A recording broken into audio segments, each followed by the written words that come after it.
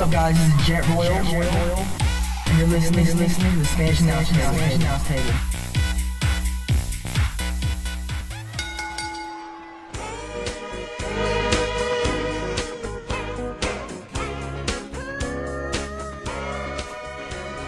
Little dude love action, T-Mac. You're staring at me like I'm a weirdo. Well, I thought you always played the same music, and this isn't the music. I do, but we are in we got this new format now. We're on the third segment. It's not really a second hour-ish. So I'm just doing regular music.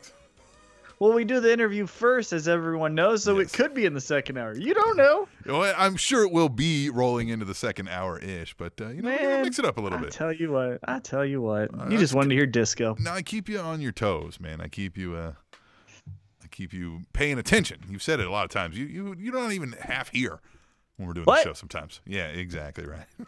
Hey, man, it's episode 202. We do have another interview, and this one is we've been talking to this gentleman. We actually interviewed him once, and I think I deleted it. Delete. Because I'm. Yeah, you did, not me. You. Because I'm a shitty friend, and and I don't know what I'm doing half the time. Plus, we were at Up Down, which man, I had a few drinks in me that evening, so that's how that went. But what we've got is the brand new NWL STL Champion Maverick. This guy's how do you describe him, T-Mac, other than, he's the Raging Bull. I think that fits pretty well. Yeah, and for people who aren't familiar with his strength, he's so strong that he can eat a steak with a spoon. There you go. Maverick, you with us? You know what I'm saying? Hello. Yeah, you there, buddy? All right. Hey, what's up, man? So, man, you're the brand new holder of the NWL STL Championship. You defeated Todd Letterman, and it was a three-way in this one, wasn't it? Yeah, it was a triple threat match. Anything goes. It was Todd Letterman and Cornell Douglas. Right. Oh, so that's some tough competition there. What does this feel like? Let's get that out of the way. You're now the champ. Is this a sense of pride or accomplishment? What do you got going on? Oh man, it's definitely a sense of pride and accomplishment. To say the least. But my number one goal since I came to the NWL was to be champion. It didn't matter if I was on the KC brand or the St. Louis brand. And I've said it before, I'm not really big on the whole rivalry thing. I think it's cool, whatever. Each city has their own rivalry and everyone can pick a side and all that. But when it comes down to it, I'm really just looking out for me. And, wins and losses for me and not just for St. Louis matter. So, winning this title was a big deal and a big stone for me. Well, talk to us a little bit about how did you get to NWL? So you're on the independent circuit, I assume, and then – now you're the NWL STL champion. So talk us through kind of how that journey happened for you. It all happened really quick, actually. So long story short, I believe it was around November, out of a relationship, girl who I'd been dating for 7 years, and, things were very serious, and, basically, everything just ended, and things weren't going right, and it was best for both of us. But literally the day after our relationship ended, I was contacted by the NWL, and they presented me the offer to move up to Kansas City and wrestle with their organization. And after deliberating on it and talking to some close mentors of mine and everything, it basically just came down to it was the best move for me. Coming here and working with the NWL and trying to get this thing off the ground. So where were you wrestling at before the NWL? Like, were you with another promotion or were you bouncing around? And for people who are unfamiliar with your career, where were you? Were you in like the deep south, of Texas, or where were you at there? So I was mainly wrestling in Texas, Oklahoma, Louisiana, and Tennessee. But yeah, for the most part, because I was living in Texas at the time. I was living in Fort Worth, Texas. And, that's where I'm from. That's where all my family is. And yeah, that's where I was working is Texas. But, every other weekend I'd be traveling to state to state. So you said this was a kind of a mutual split here. You didn't have to like skip town, and this was an easy way out. This is right. Okay. No, nothing like that, man. I believe that everything happens for a reason, whether a relationship ended or whatever, but, it just seemed to be the right decision, Okay. and everything just fell into place. And I'm really glad for the decision I made. So we've talked to a lot of folks, in the NWL now about how this opportunity arose, and we've talked about the numerous benefits that are even exclusive to NWL, but what stuck out for you when they made this call that made you feel like, okay, this is the right move? Oh, I guess I was still on the fence about everything. And then I guess when I actually came and checked out the corporate office and actually had FaceTime and one-on-one time with people within the company and people who work within the office, and saw how passionate they were about this and how passionate they were about the product and how much they wanted everything to succeed, and just seeing how everything was run like, a well-oiled machine, it really gave me a boost of confidence in making my decision. So it was really just getting face-to-face time with, the people running the ship. You're talking about NWL and how it's, basically a well-oiled machine and, a very good organization to be a part of. And we've had other guys who are now in the NWL talk about when they started wrestling and kind of that journey of, for example, Jeremy Wyatt was first trained next to a snake pit, or it was a pet store and had snakes everywhere. So do you have any crazy story going from starting your wrestling career to now being in an organization, like you said, that's well run? Okay, so everything started for me down in San Antonio, Texas, and I was trained at the Texas Wrestling Academy by Rudy Boy Gonzalez. So the Texas Wrestling Academy is also formerly known as the Shawn Michaels Wrestling School. Yeah. But once Shawn Michaels got back into the WWE, I think 2003, that's when Rudy Boy kind of took over and started running everything and just made it his own. Nice. I trained under Rudy Boy for, I believe I trained for about 2.5 months, maybe 6 weeks. No, I'm sorry, not 6 weeks. I trained for about 8 to 10 weeks before I had my first match, and then I continued to train with him and go on the road with him for my first year in the business. Wow. So, what was his style like in comparison to what did you take from him that you now see in the ring when we watch you wrestle? Because you're a very strong, athletic, super freak kind of athlete. Was there other super freak athletes, that you were training with, and what did you take from Rudy?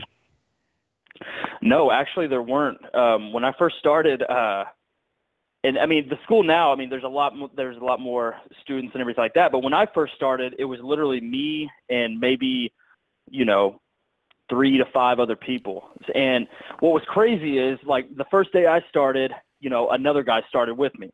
And this kid came in, he's out of shape, looked like he never, seen a gym before and everything like that, and what a lot of people do like that, they get in the ring and it's, a come to Jesus moment, because the stuff we do is not easy. Mm-hmm.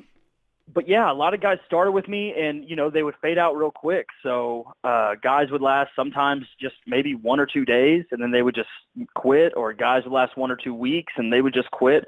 And you would see people falling off one by one.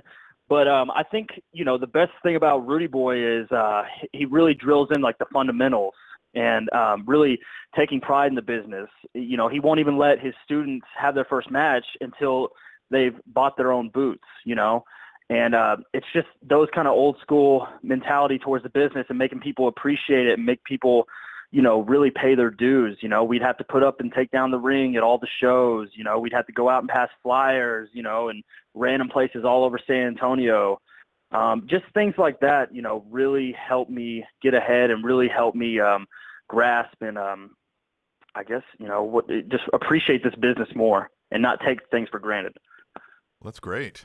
So man, when when he sends you out for your first match, what's the gimmick? Well, yeah. So my gimmick before coming to the NWL, I was Moonshine Mantell. Okay, gotcha. And basically, what I did was take if one of my best friends came up with an idea. I took his idea and I tweaked it and I made it my own. I went with the Mantell name because the Mantell name is kind of synonymous in Texas, especially with Johnny and Ken Mantell up in the Dallas-Fort Worth area.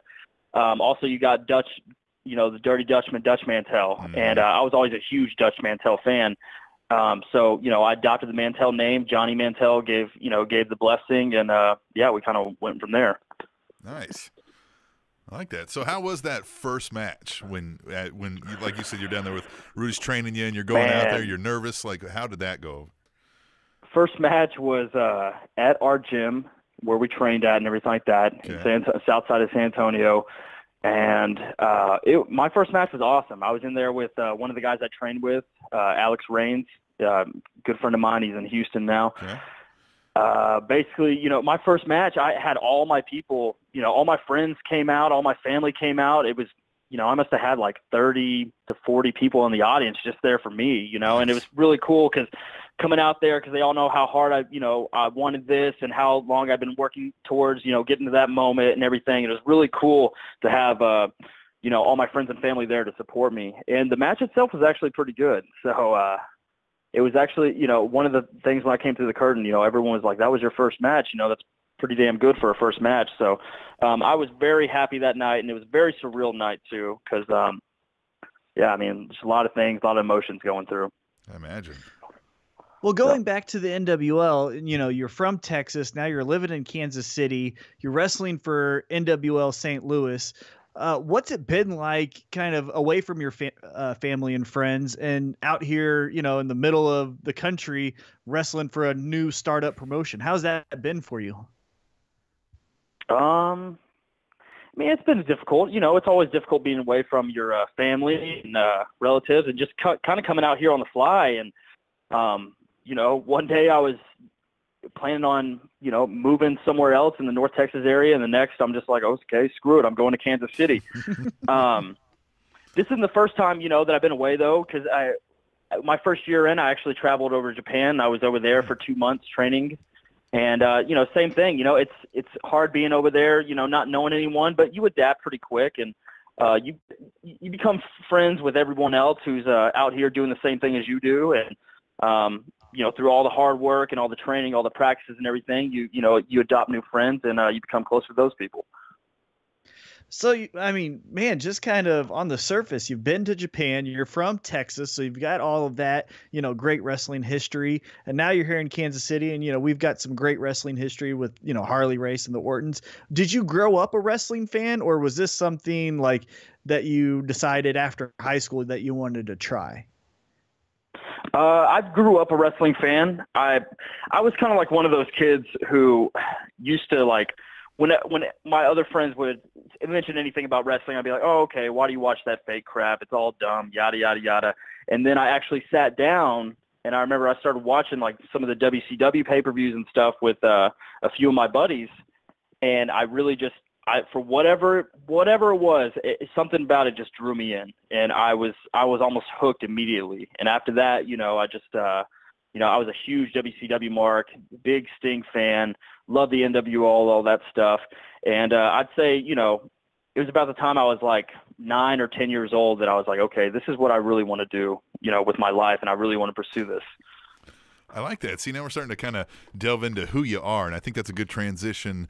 Like who you are as a wrestling fan and a wrestler this is a good transition into our segment that we like to get a good kind of just good view across the wrestling industry, right, with each of our guests, and we ask them the same 5 questions, right? You get the idea. You've seen this concept before, but we're the Spanish announce table, so we had to call it something cool, right? So we called it 5 preguntas. All right, this is all in Spanish. You speak Spanish? Sí. You'd be the only one. Oh, all right, you'd be the only one. All right. So, do what? You ready for this? Sorry, I didn't hear what you guys said. I got cut off. No, this is fine. No, we're just going to run by some quick questions for you, and feel free to, and please do expand upon the answer. It's not like a rapid fire, right? So when we ask you, okay. The first one, you kind of give us the why also, okay? So the first one is, who's your favorite wrestler of all time? Oof. Yeah, and we get multiple answers if you can't nail down one, too. This is, let's have fun with it. Yeah, I'd have to break it down to, Mick Foley and Chris Benoit. Nice. Those are probably my 2 favorite. Chris Benoit, just something about his intensity in the ring. And it just made, anytime he was in the ring, you're like, holy shit, this guy's about to take someone's head off. It didn't matter if he was, 5'9". That believability, that credibility was there in every match. And Mick Foley, man, I was about the biggest Mick Foley fan you could be growing up.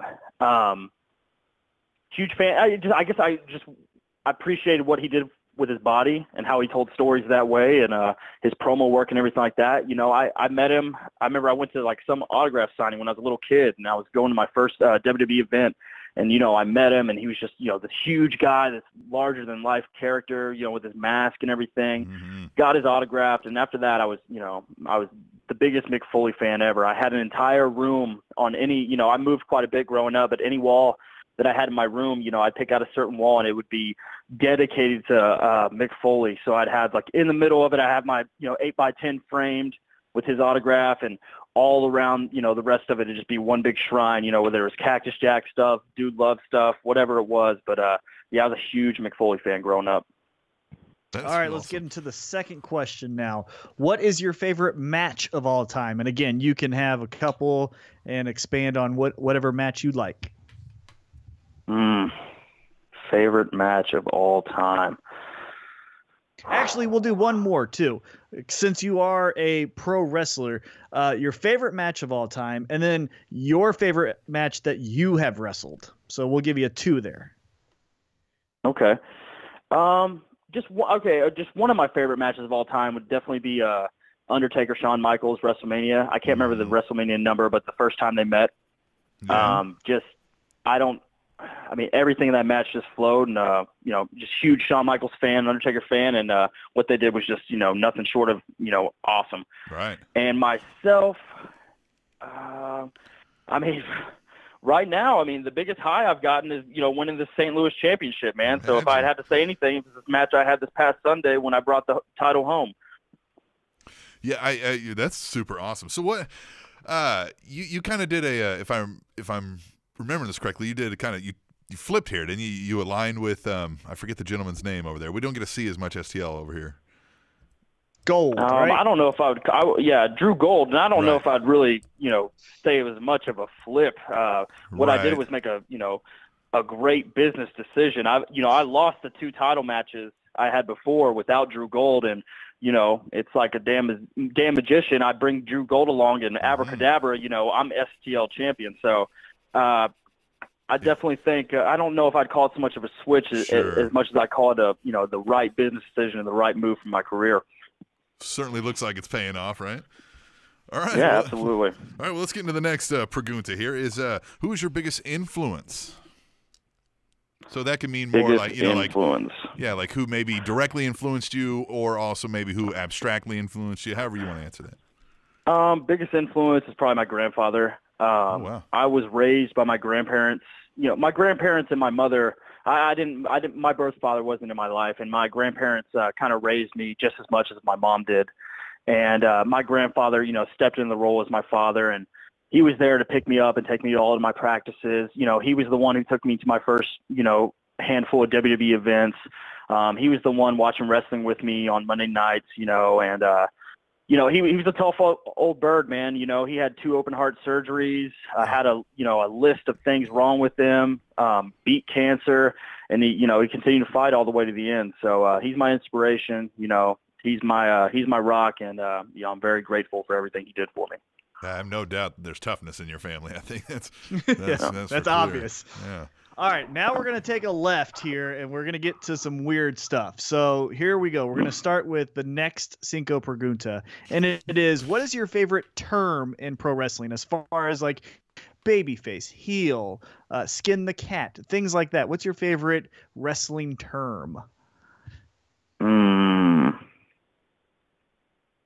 Jeez, I don't know. Probably, I don't know, work or lock. I don't know. We have this ongoing joke with a lot of the guys here. It's just, we yell out, "Lock up with me" out of nowhere, and people just lock up, in the middle of, a supermarket or stuff like that. So, wait a minute. We got to get some stories That's a here. weird question. I don't know, man. Hold on. Oh, yeah. Oh, yeah. We got to get some stories here. Have you locked up with a fellow NWL wrestler in a supermarket? That may or may not have happened. I wonder what the reactions may or may not have been of the passersby in the supermarket. It's such a Yeah, Yeah, no man. joke. You're just there buying groceries, and all of a sudden, two bigger guys just are in the middle of the aisle and just locking up with each other. in fanny packs, no doubt. I imagine. That might have, those might have been Right. worn too. I don't know. Right, could have happened. All right, well, this last one it's not even really a question. It's just more of a fun experiment, and it's kind of going to put you on the spot. So we hope we don't get any heat after this. But we're going to pretend we're in a creative meeting here, okay? And it's the three of us, all right? It's you, me, and T-Mac, and we're booking you for your next big feud, and I mean to the top, as big as everything is there is, like Mania level type event, top thing here. Your next big storyline against my co-host T-Mac. I need you to give me a storyline. I'm sorry, I didn't hear the last part of that. So I need you to give me a storyline for this. Give you a storyline for me and T-Mac? Yeah. Oh yeah. All right. Yeah. Okay. Well, let's say that T-Mac has been just, coming around the locker room a little bit too much, getting a little bit too comfortable with some of the guys. And what he did was basically sit in the champ's chair while I was gone. And he took the champ's chair without asking. And, when people take my chair, especially when I got to put on my boots, all my gear, I got to take off all my clothes and hang up my towel and everything. I use the chair for everything. So T-Mac comes in there, and he just takes over my chair. He's ass naked on it because for some reason he felt like he had to switch clothes, even though he doesn't, get in the ring or do anything. Right. And so now me and him got to settle in the ring. Because I don't like when T-Mac gets his butt sweat on my chair. I don't like when anyone puts their butt on my chair, let alone their butt sweat. So me and T-Mac, we got to throw down now because I can't be having that. Well, of course. So then tell me, are you going over? Is this a squash? What's happening here? Oh, no, we're going to have a chairs match. It's going to be a chairs match. Of course. And use all the chairs in the building. It doesn't matter if it folds. It doesn't matter if it lounges out, whatever the chair. You can bring a lazy boy. Whatever the chair is, we're going to be beating each other with chairs until one of us comes out the victor. Jeez, I imagine who that's going to be. Well, this is fun. T-Mac's butt sweat is it's one of the most atrocious things that you can come across in the world, and especially on the champ's chair. But that's the most justifiable reason to ever have a chair match in wrestling history, right? Yeah. Like it's not just like I just want to hit you with it. It's the genesis of the feud. You're right. Like that's perfect. Yep. That is great. Absolutely. That is some great storytelling right there. All right, man. So what's the next big time we can see the champ? When's the next NWL STL event? Fill the folks in on where they can get all that and how they can follow you, all that kind of stuff. Let's get some plugs out. You know what? You can see the STL champ. I will actually be at the Scottish Rite Temple this Saturday, and I will be in action in an I-70 series match. The match itself hasn't been announced, so I'm not going to give any further details on that, but that's where you can find me next with the NWL this Saturday at the Scottish Rite Temple, and I believe bell time is 7:30. That's great. As far as Twitter and Instagram and Facebook, it's all Maverick NWL. You can find me on all three of those handles at Maverick NWL. That's perfect. And we're not lying to you, folks. This guy is tough. He's big. He'll beat you up, and he's the champ, and it's super fun. We're glad you came on, and man, this is some fun stories. I feel like we're gonna have to have you on back again sometime here and delve deeper into some of these things here for sure. Definitely, guys. I mean, I could talk to you guys all day, man. This is fun. I love it. Good talking to you. All right, this is great, man. We appreciate you coming on. T-Mac, what'd you think?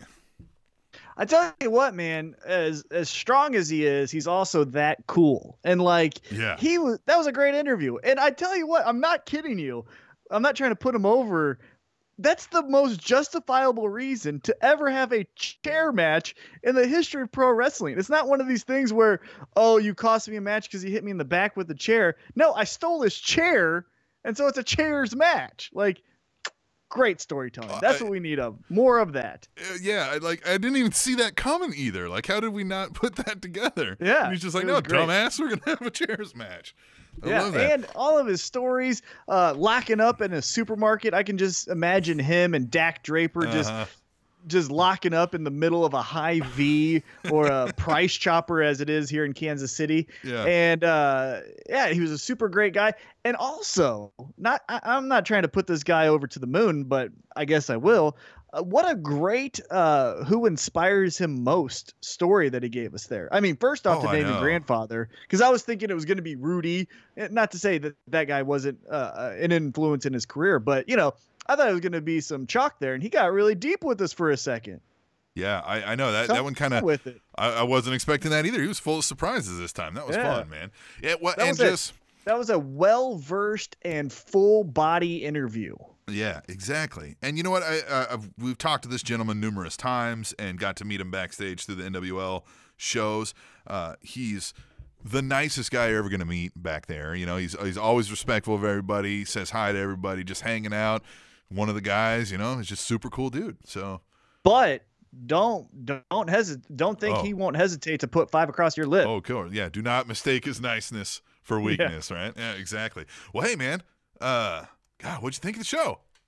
I thought it was great. I mean, as everyone knows, we record this first, so far it's been amazing. The show's been great. Those first 2 segments, can't remember them quite right now, but they're so good we don't even know what we said. Yeah, exactly right. All right, we're gonna get out of here. We'll be back next week for episode 203. And that'll be right here on the Spanish Announce Table, which is on SpanishAnnounceTable.net. And a penny costs 2.4 cents to manufacture. How awesome is that? TrendingTopicsNetwork.com. You know who you're talking to?